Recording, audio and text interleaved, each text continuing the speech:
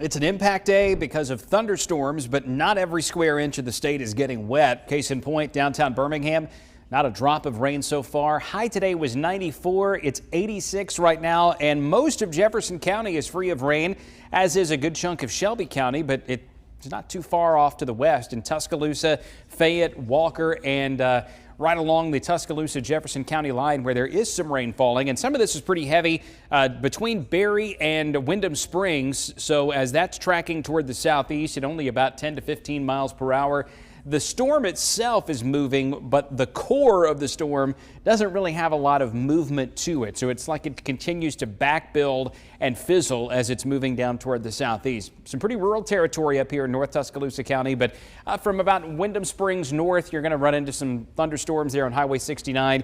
Windham Springs south, not quite as much. Severe thunderstorm warning out to the west, but Marion County, we just have a heavy storm that's moving across the northeastern part of the county now. This is past Hamilton, where we've had some pretty heavy rain in the past 45 minutes or so. This thing will be right on top of Phillips High School, passing Brilliant, and then coming down I-22 and out U.S. Highway 278 between now and 7:30 p.m.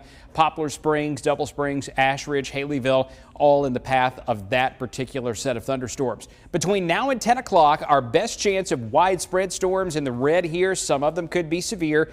And I think what we're going to see here between, say, now and about 8 or 9 p.m. is a greater concentration of storms in this zone over North Mississippi and less in the way of storms over the north central part of the state of Alabama. Those storms keep on building to the east, but they fizzle. Once they get to that line right there, there's just not a lot of instability over here across East Alabama. So Anniston, Gadsden, it's not out of the question that you could have a downpour.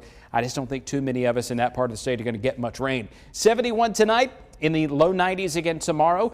Cool front comes in. It's going to knock the storms out of here by Thursday afternoon and Thursday evening, and the weekend is looking good. Look out here in the Atlantic. This is Hurricane Lee. A very, very powerful representation here on satellite imagery right now. We think this likely becomes a Category 4 storm as it's moving across the Atlantic. And right now, it's forecast to miss the United States, but it could come very close to the East Coast, especially from New England up into Canada within the next 10 to 12 days. A very slow-moving system once it gets up to that point. Around here, cool front passes tomorrow. We'll drop into the 80s for highs, 60s for lows. Very comfortable early in the mornings. Friday, Saturday, Sunday. Next week, a little uptick in humidity brings in some scattered storms Tuesday and Wednesday. Jarvis? Jason, the